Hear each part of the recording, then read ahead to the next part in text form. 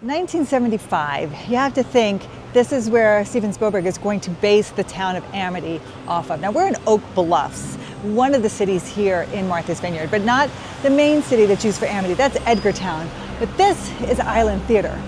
This is the theater that's going to premiere Jaws right after it's filmed. The first place that'll actually show it will be here on Martha's Vineyard, since this is the location for the entire shoot.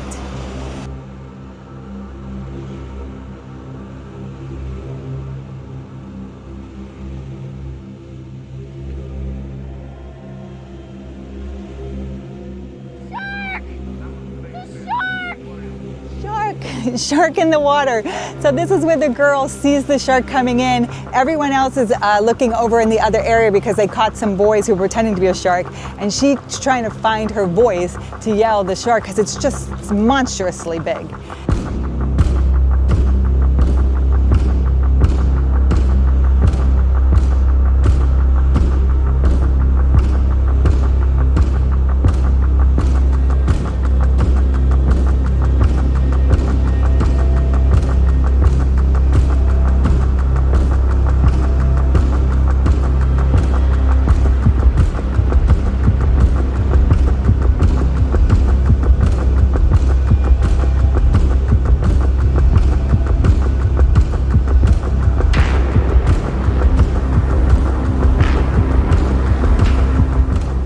And so it's coming underneath here and knocks the other man off his boat, and then knocks Brody's son and his friends off their boat. But swims by Brody's son, they bring him up on shore, and he's in shock. But this is the location, one of the more iconic filming locations here in Martha's Vineyard.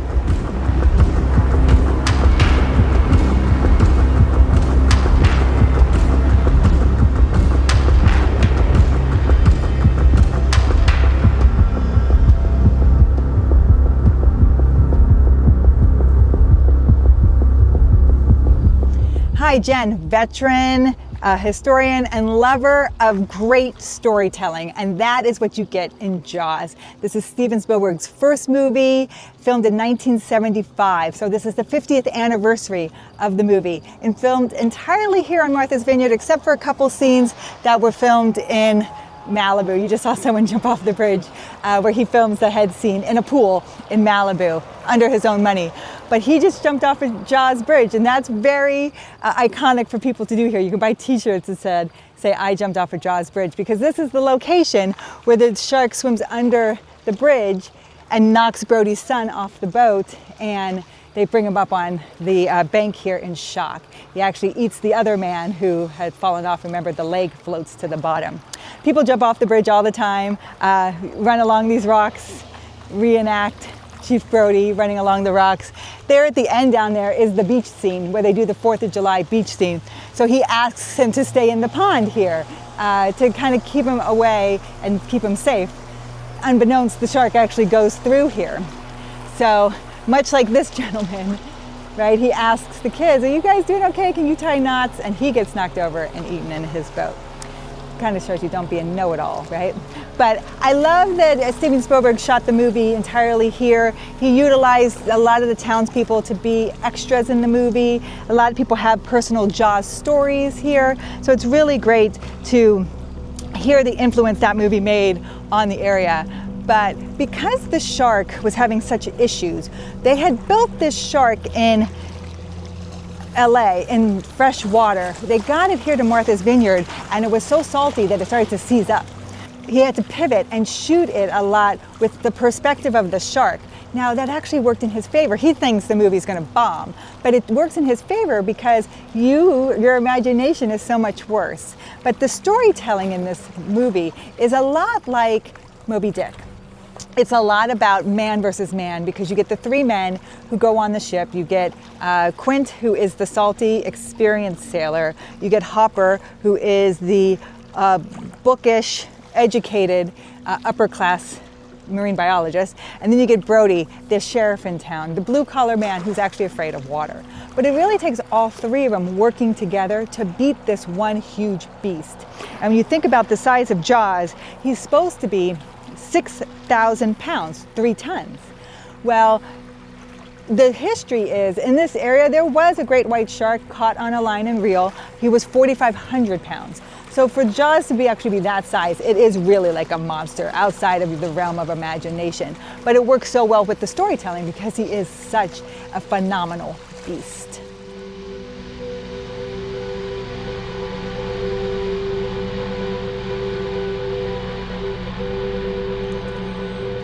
So here's the billboard from Jaws. Now remember, this billboard was supposed to like advertise, come to Amity for the 4th of July, and somebody graffitied it and painted "Help Shark" with the fin. And then the mayor gets all upset.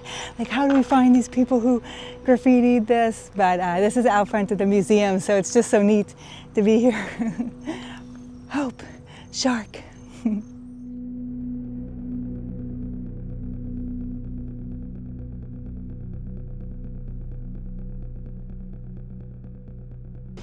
So I'm here in the Martha's Vineyard Museum, and they have a whole exhibit to Jaws.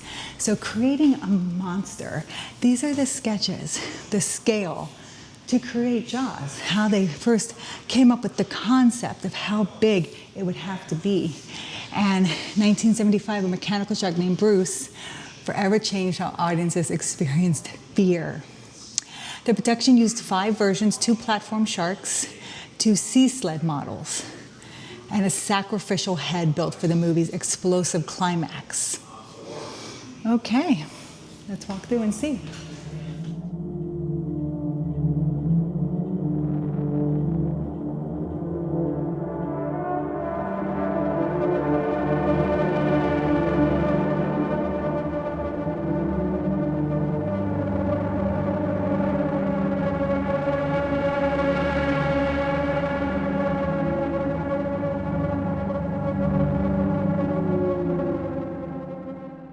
So this is awesome. Look, this is the cage. This is Hopper's cage. And here's a model of Bruce over here. And this was used on screen. All concept art, right? With the barrels. Can't go down with 3, not 3. My brother and I love to say that to each other. So here's a crown on paper to give you like a concept of what that head would look like. Holy crap, that's pretty scary.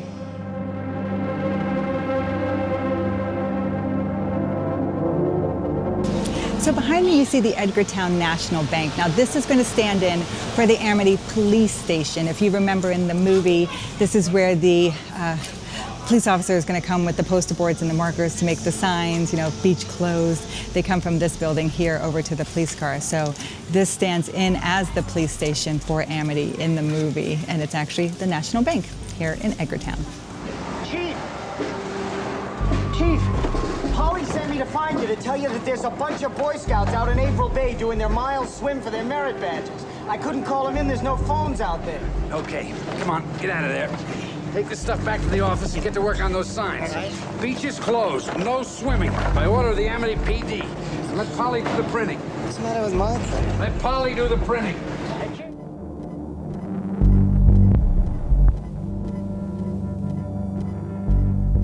So I'm here at South Beach Apparel, and this is the store owned by one of the people in the movie, Todd Rebello. And Todd Rebello is this person right here in the movie. Now his older brother plays Brody's oldest son in the movie, and he sells the shirts here that Steven Spielberg actually wore during the filming. So he has a ton of memorabilia here as well, that you can see, lots of things signed by Spielberg and actual filming. And the last time I was here, I actually got to meet him and interview him and talk with him all about filming. He's in the 50th anniversary documentary. So he talked about how Spielberg was really great with the kids. They all enjoyed spending time with him, that he was just a really cool guy, and you could tell like young and ambitious. His brother playing Brody's son, you remember when he goes into shock and they bring him into the hospital and his mom asks him, what kind of ice cream do you want? And he said, coffee. Well, that was really what he wanted, because if you know anything about this New England area, coffee ice cream is a favorite flavor here in the area. So his brother here is Chris. And Chris is no longer with us, but he loves to tell his story and keep his memory alive.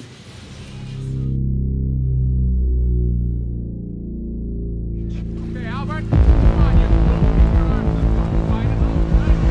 Ferry, rest it up out there. Rest it up.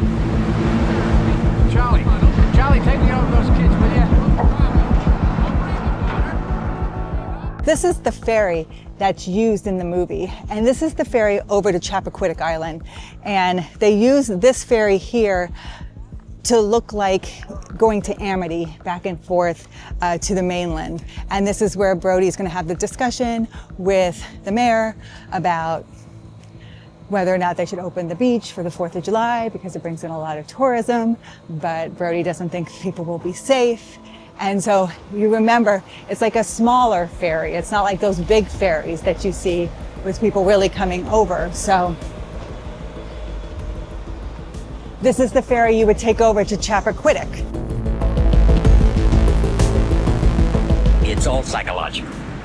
You yell Barracuda, everybody says, huh? What? You yell shark. We've got a panic on our hands on the 4th of July.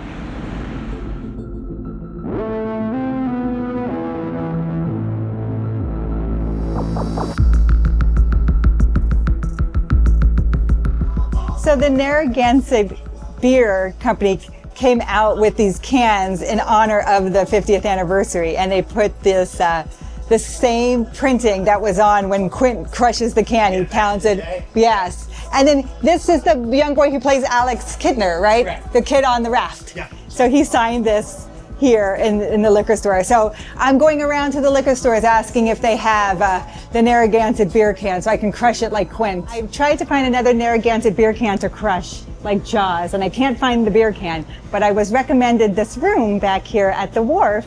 It's the back room, and they have a lot of Jaws memorabilia here and a lot of signatures from people who were in the movie. So it's very interesting. They have stuff from Alex Kidner, the kid who played Alex Kidner. There is the swimmer with Steven Spielberg, and something signed by her. You see Alex Kidner here on the raft with the shadow of the shark. So Quint, Cage goes in the water, you go in the water, shark's in the water, our shark. So, Quint, my favorite character. So here's the Orca. So the real Orca ship no longer exists. There's been a replica made of it. And it was here in Martha's Vineyard for a while, but now it travels around. So you might see this recreation of the ship. Of course, the iconic movie poster with the girl who modeled by laying on 3 bar stools. That was a Final Jeopardy question, that she laid on 3 bar stools to kind of model for this as they made this poster. And this is not even a great white shark. It's a mako shark that they used. The nose is a little too pointy. And of course, this famous iconic picture of the 3 men who try to take down this monster.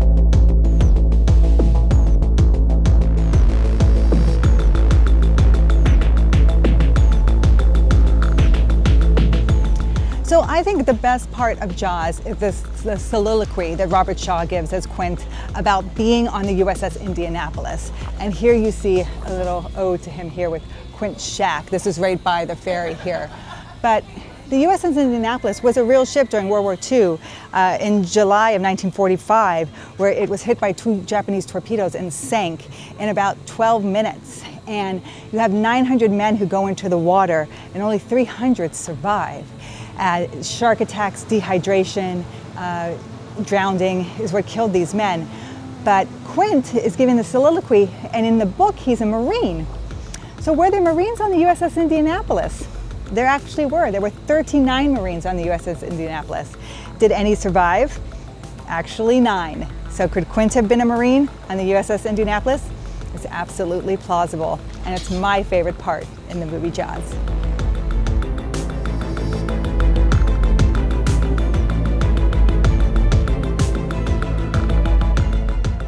So I don't know if you know, but I filmed this entire video already here at Martha's Vineyard. I got to interview Ton Rebello, who was in the movie. Unfortunately, this time we couldn't set it up where we could meet again. I lost all the footage. And even this time filming this, I don't know if some of the sound even recorded for some of these. I had to reshoot it. And all I keep thinking about is what a disappointment that was and how hard that was. But that's what Spielberg had to deal with, right? Spielberg had to deal with all of this disappointment with millions of dollars, right? He had to double his budget because all of these things kept going wrong, and he pivoted. And in the end, it made his entire career. $7 million budget blew up to $14 million, and the movie grossed $267 million. Everything was made off of Jaws. That movie broke so many records, and now the word Jaws is even synonymous with great white sharks. So I'm hoping Spielberg sees this, someone sees this. Maybe my pivot will be the moment of the success with Walk with History. They had like 40 extras, and everybody had 3 things to say. And they were also through the picture, they're ad-libbing. Gee, it's big. You see it coming there? Look out, Charlie! Fire now! So as I sit here at the Martha's Vineyard Museum, the picture behind me is of Brody and Quint, and just the storytelling of what it took to overcome this beast. It took 3 men working together with all their strengths combined is what took the shark down. And I love how Steven Spielberg pivoted from things going wrong and thinking it wasn't going to make it, end of his career, to actually making his entire career. And if you know my story, I lost all the footage from this the first time I shot it, even a great interview with someone who was in the movie, and I reshot this whole video. So I just was inspired by Steven Spielberg to just keep going, and it's okay, you just have to pivot sometimes, and who knows, maybe that's the silver lining to something even better. On to my next Walk with History. This is my 2nd day at sea, and I have 54 more days to go. And if I survive this, I'll have learned a lot.